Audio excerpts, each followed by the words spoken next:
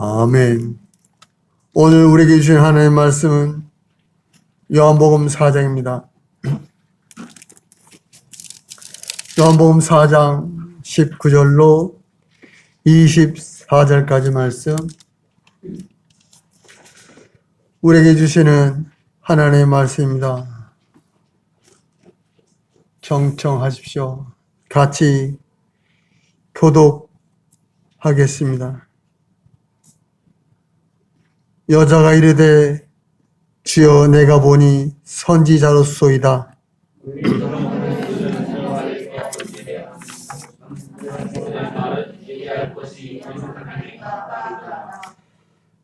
예수께서 이르시되 여자여 내 말을 믿으라. 이 산에서도 말고 예루살렘에서도 말고 너희가 아버지께 예배할 때가 이르리라.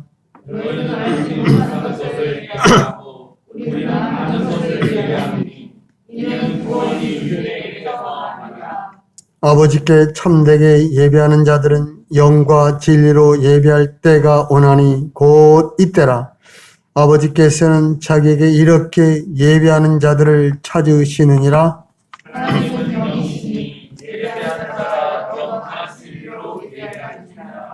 아멘. 한번 기도하겠습니다. 고마우신 아버지 하나님, 주님의 은혜를 참으로 감사합니다. 오늘도 전심으로 다하여 아버지 앞에 드리는 예배를 주님 받으시고 오직 우리에게 거룩한 은혜를 허락하여 주시옵소서. 예수님의 이름으로 기도드립니다. 아멘.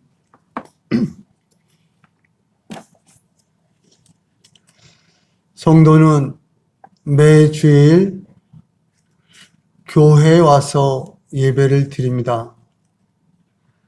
지금 우리는 주일 아침 예배를 드리죠. 지금은 잠시 멈춰 있지만 오후 예배도 드립니다. 수요 예배도 드리고요. 금요 기도회도 예배로 시작합니다. 그리고 매주일 새벽에 드리는 새벽 기도회도 예배로 시작하죠.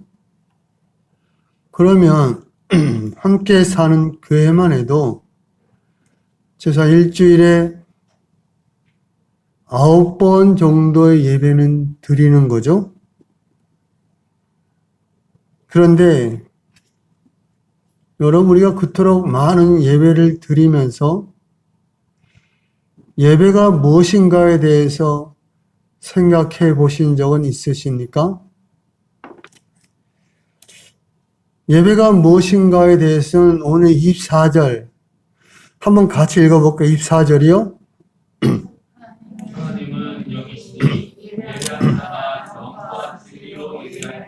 아멘. 이 말씀으로 답을 내릴 수 있습니다. 하지만 이 말씀이 분명하게 다가오지는 않습니다. 영과 진리로 예배 드리는 것이 무엇인가? 이런 것에 대한 이미지가 없기 때문에 그래요. 또 우리가 생각하는 예배에 대한 우리의 생각들도 있어요. 어떤 분들은 예배라고 하면 기독교에서, 정확하게는 교회에서 드리는 예배 의식만을 생각해요. 아닙니다. 세상의 모든 인간들은요, 예배를 드리면서 살아요. 예배라는 영어가 worship이거든요. 이게 두 가지로 합쳐서 된 단어예요. worship. worship가 가치라는 거잖아요. 가치. 내가 가장 가치 있다고 생각하는 것을 내 삶의 중심에 놓는 것, 그것이 예배라는 거예요. 여러분, 불교인들도 예배를 드립니다. 그것을 예불이라고 하죠. 예불. 이슬람 교도들도 알라를 예배해요. 하루에 5번씩 시간을 정해서 메카를 향해서 절을 하죠. 예. 그런 모습을 보면 우리 기독교인들을 부끄럽게 하고도 남음이 있는 이슬람인들의 예배한 모습인 거잖아요. 하루 5번씩 드리는 예배는요, 강력합니다. 우리가 일주일에 1번 드리는 예배를 하루에 5번씩 드린다고 한번 생각해 보세요. 물론 그것이 형식적이라고 할지라도 절대로 무시할 수 없습니다.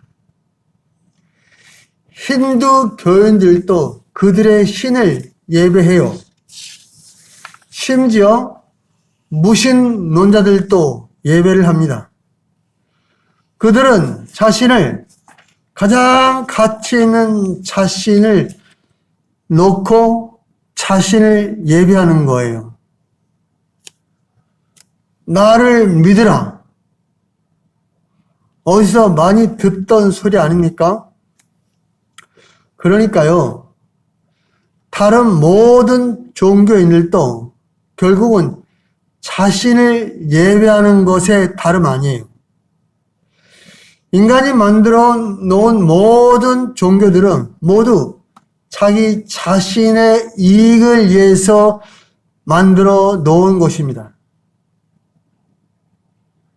이건 어떤 힘 있는 존재의 도움을 청하기 위한 수단으로 만들어진 종교이기 때문에 그래요. 결국 그들이 부르는 것은 신이 아니라 자기 자신을 부르는 거죠.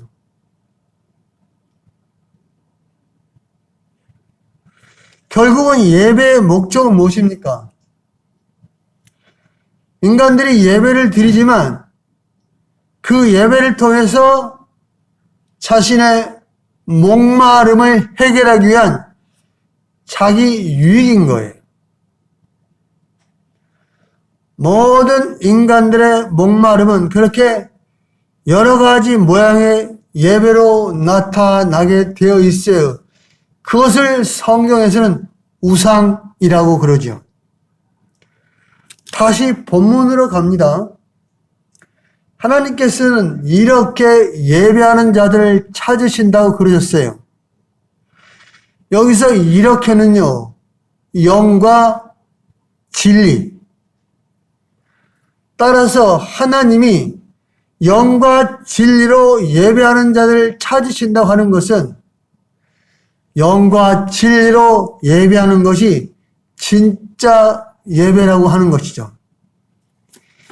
영과 진리로 예배하는 자가 진짜 하나님의 백성이라는 것 아니겠습니까?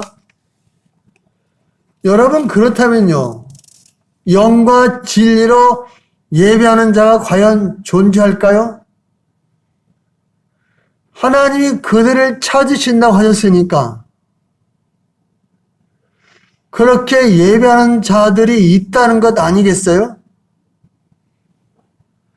하지만 여러분, 과연 인간이 영과 진리로 하나님을 예배하는 것이 가능할까요?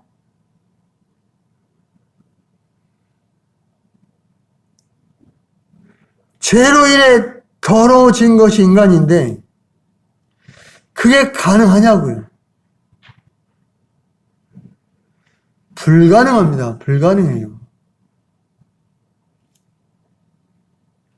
그럼에도 불구하고 영과 진리로 예배하는 자들 찾으신다고 하신 이 말씀을 어떻게 이해해야 할까요? 여러분, 영과 진리는요, 우리 인간의 소관이 아니에요. 인간의 모든 정성과 노력과 모든 걸 다 동원한다 해도 이 영과 진리의 수준에 결단코 도달할 수가 없어요. 그러므로 영과 진리로 예배할 때가 오고 영과 진리로 예배하는 자들 찾으신다고 하시는 것은 이 모든 일을 이루시기 위해서 예수님이 오셨다는 것을 의미하는 거예요. 따라서 예수님에 의해서 영과 진리로 예배하는 자들이 있게 되고 그들이 하나님이 준비하신 하나님의 백성이기에 그들을 찾으신다는 거잖아요. 오늘 본문의 내용은 예수님과 사마리아 여인의 대화예요. 예수님과 여인의 대화는 예수님이 사마리아 성에 들어서 목이 마르니까 수가성의 우물가에 들러서 여인과 물을 달라고 시작하는 물의 문제로 대화가 시작되죠. 이어서 예수님은 내 남편을 데려오라.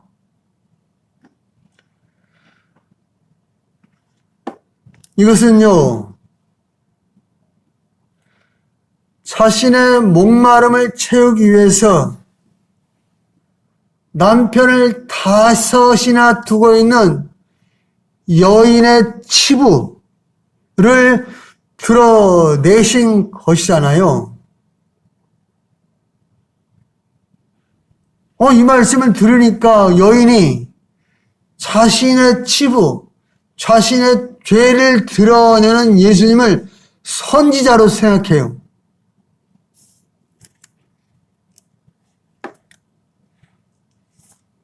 여러분, 예수님은 결국은 이 여인을 말씀의 세계로 이끌어 들이시기 위해서 남편 이야기를 하심으로 죄의 문제를 드러내신 거예요. 누구라도 너는 죄인이야 라고 하는 소리를 들으면 좋아할 사람이 없어요. 그것도 바로 면전에서 그런 소리를 듣는 것은 거의 없는 일이에요. 예수님의 목적은 바로 여기에 있는 거죠. 너는 죄인이다. 예수님과 사마리아 여인의 대화는 바로 우리의 대화이기도 해요. 만약 예수님이 우리 앞에 계시고 대화를 하신다면 과연 어떤 이야기를 하실까요? 지금 남북 문제 이야기를 하실까요? 요즘 보궐선거로 서울시장, 부산시장 다시 뽑는 그런 선거 이야기를 하실까요? 요즘 사람들이 관심 있는 부동산 이야기를 하실까요? 지금 온 세계가 고통스러워하고 있는 코로나 바이러스 이야기를 하실까요? 그러나 여러분, 바로 아시기 바랍니다. 그러한 것들은요, 예수님의 관심사가 결단코 아닙니다. 예수님과 대화한다면 대화의 주제, 대화의 소통은 이 죄의 문제에 있는 거예요. 죄.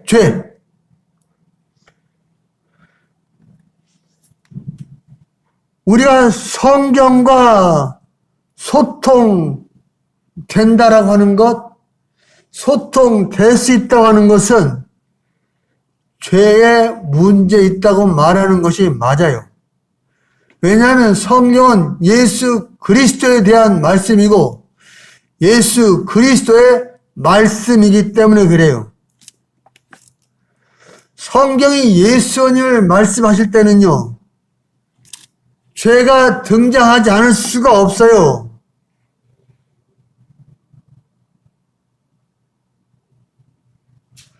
예수님은 세상의 죄로 인해 이 땅에 오셨잖아요. 그리고 내 죄 때문에 십자가에서 죽으셨어요. 그런데 성경이 죄의 문제에 대해서 말하는 것 거북스러 할 수 있을까요? 자신의 죄가 드러나는 것을 용납하지 않으면서 하나님의 말씀을 듣고 은혜 받았다고 할 수 있을까요? 아닙니다. 죄를 가린 상태에서 말하는 모든 것은 위선이고 거짓일 뿐이에요. 여인은 예수님을 선자로 알아보면서 우리 조상들은 이 산에서 예배했는데 당신들의 말은 예배할 곳이 예루살렘에 있다 하더이다. 여인이 갑자기 예배에 대한 말을 하는 이유가 무엇일까요? 그것은요, 예배를 죄를 씻기 위한 통로로 보았다는 것을 말해요. 예수님이 죄 문제를 말씀하셨기 때문에 죄를 해결할 수 있는 통로로 예배를 생각한 것이에요. 이스라엘에서 죄 문제를 해결하기 위해서 제사를 생각하는 것은 아주 당연한 거예요. 5가지 제사 중에 번제도 있지만 속죄 제도 있잖아요. 내 죄를 사하기 위해서 제물을 드리는 거잖아요. 이건 이스라엘 사람들의 몸에 배어있는 아주 문화 같은 거예요. 그런데 문제는 예배 장소예요. 사마리아에는 그리심산이라는 산이 있어요. 그리고 유대인들에게는 예루살렘에 성전이 있잖아요. 달라요. 남쪽에 있고 북쪽에 있고. 이 둘 중에 어디에서 예배를 하는 것이 하나님에게 죄 씻음을 받을 수 있는지를 물어본 것이잖아요. 그래 예수님이 여자여 내 말을 믿으라. 이 산에서도 말고 예루살렘에서도 말고 너희가 아버지께 예배할 때가 이르리라. 그러니까 예배 드리는 장소는 고정된 장소가 아니라고 말씀하시는 거예요. 장소는 결코 예배의 중요한 과제가 아니에요. 그리심산에 왜 생겼어요? 사마리아 사람들이 자신들을 사람 취급을 하지 않잖아요. 유대인들이. 그러니까 유대인들은 예루살렘 성전에 가고 싫은 거예요. 그럼 우리도 여기에 성전을 짓지. 그래서 세운 곳이 남쪽에 그리심산 성전에 성전을 세운 거예요. 거기 가기 싫다는 거예요.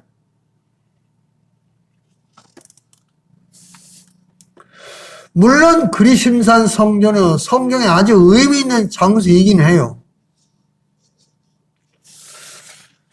예루살렘 성전에 드려진 예배는 그러면 하나님께 드려진 올바른 예배였을까요? 아니에요. 말라기에 보면요, 분명히 너희가 이 성전을 닫았으면 좋겠다라는 말씀이 있잖아요. 그 성전이 예루살렘 성전이에요. 그러고 보면 그리심산에서 드려진 예배도 예루살렘 성전에 드려진 예배도 진정으로 신령과 영과 진리로 드려진 예배가 아니라는 것을 알 수 있어요. 그러면 여러분, 영과 진리로 드리는 예배가 무엇일까요? 23절에 이때 예수님 오셔서 하늘의 비밀을 전파하시고 십자가에서 죽으실 때예요. 이때. 그러니까 여러분, 예수님이 오시기 전에는 영과 진리로 드려진 예배가 없었다는 뜻이잖아요. 왜냐하면 여러분, 영과 하나님이 받으신 참된 예배는 대제사장이신 예수님이 자기 몸을 제물 삼아 피 흘려 하나님께 드리는 것이 유일한 제사이기 때문에 그래요. 그렇다면 여러분, 참된 예배는 우리가 어떤 의식을 갖추는 것이 아니라 오직 예수 그리스도 안에서만 가능한 거예요.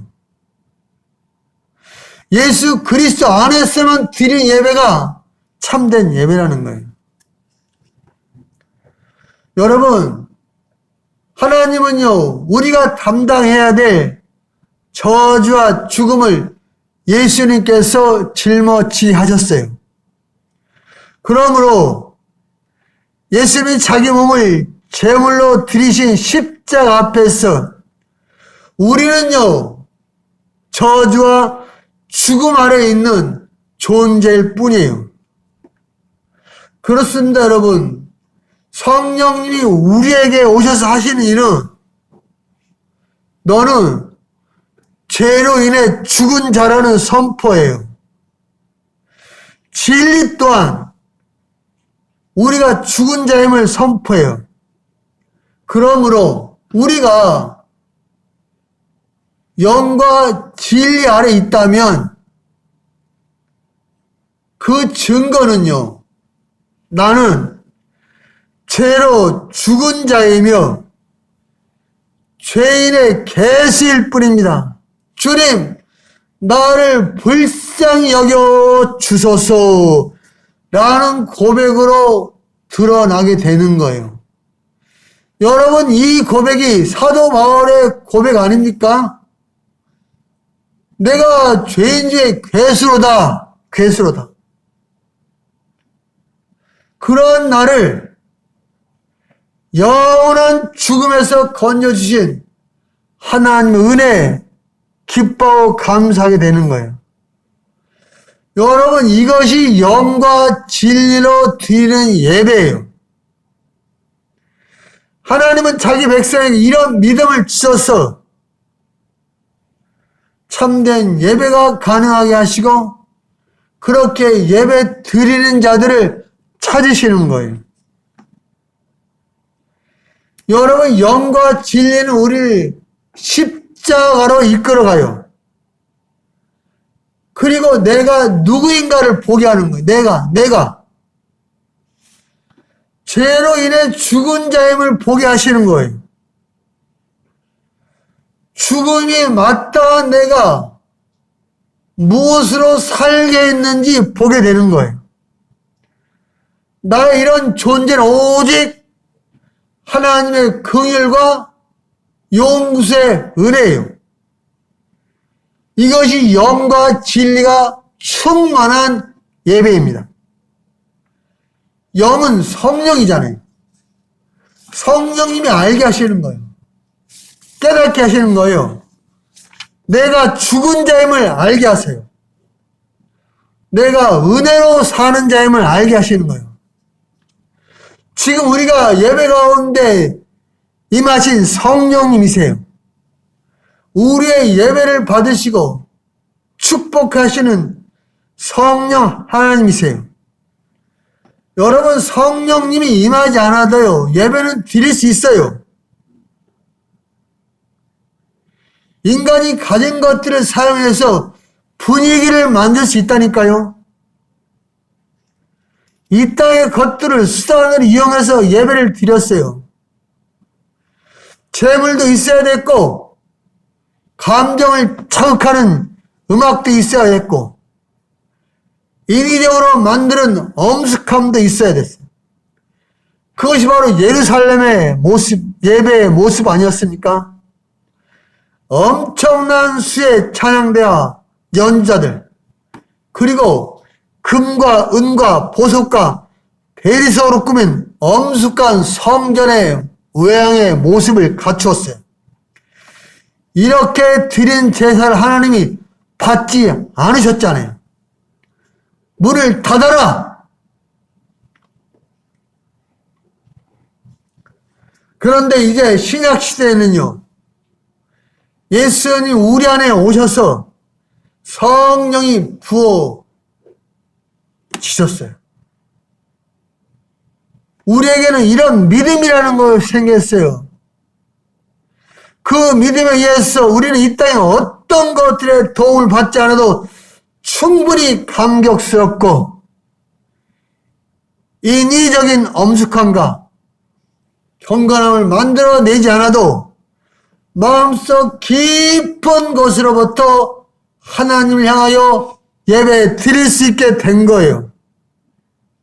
그런데 오늘날의 예배가 예수님이 오시지 않았을 때 이 땅의 것들로 쓰여졌던 방법과 수단들을 그대로 쓰고 있어요.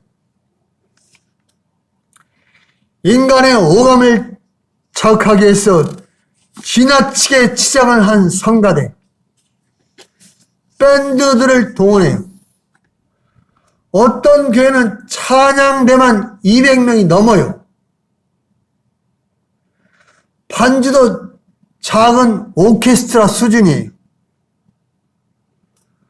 사람들이 심심하지 않도록 영화관 수준의 멀티미디어를 사용해야 돼요.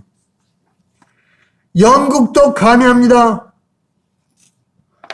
목사의 설교도 짧고 재미있고 신선해야 돼요. 예배의 주인이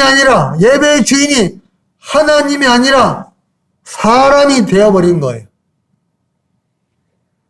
그런 예배에 길들여진 사람들은 늘 예배 시간에 자신이 뭔가를 느껴야 직성이 풀려요. 자기를 감동시키는데 실패하는 예배는 예배가 아닌 것처럼 생각해요.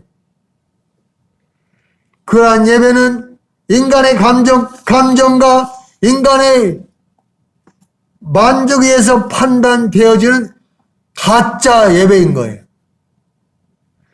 예배는 여러분 인간의 오감을 자극하여 인간을 설득하는 것이 결단코 아닙니다.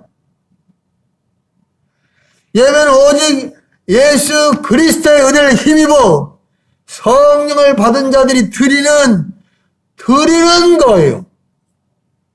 오직 하나님 되심을 높이는 자리인 거예요.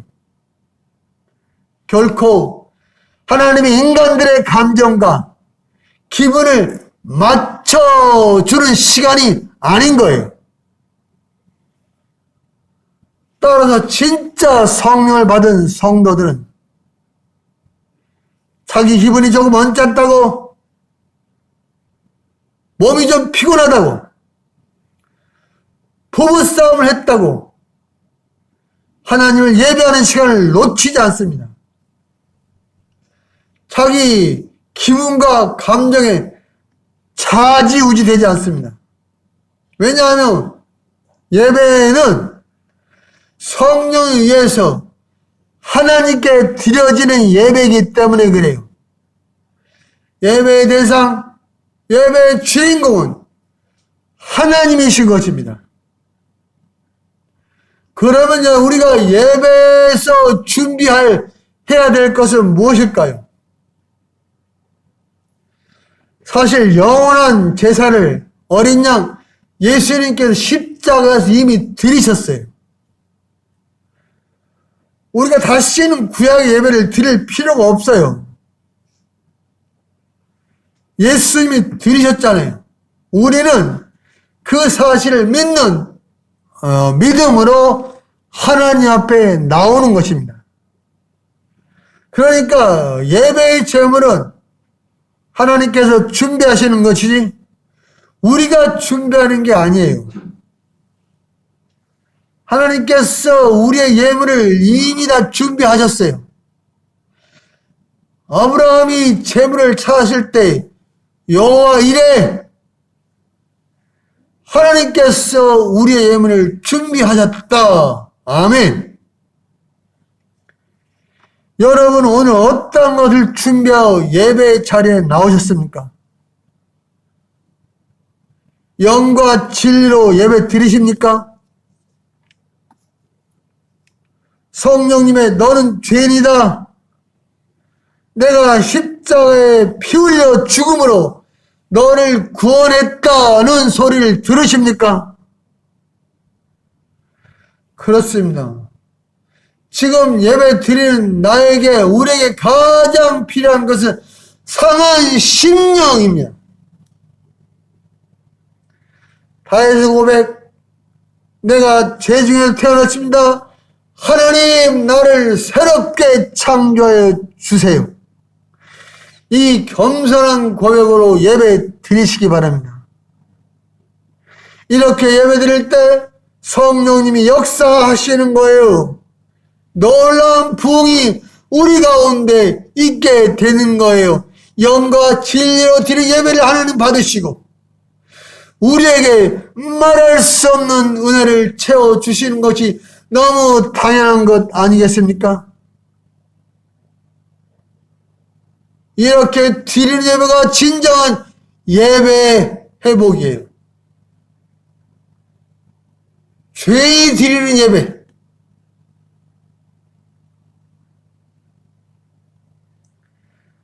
하나님이 받고 싶어하는 예배이기 때문입니다. 영과 진리로 예배 드리시는 우리 모두가 되시기를 주님의 이름으로 축복합니다. 고마우신 아버지 하나님 주님의 은혜를 감사를 드립니다.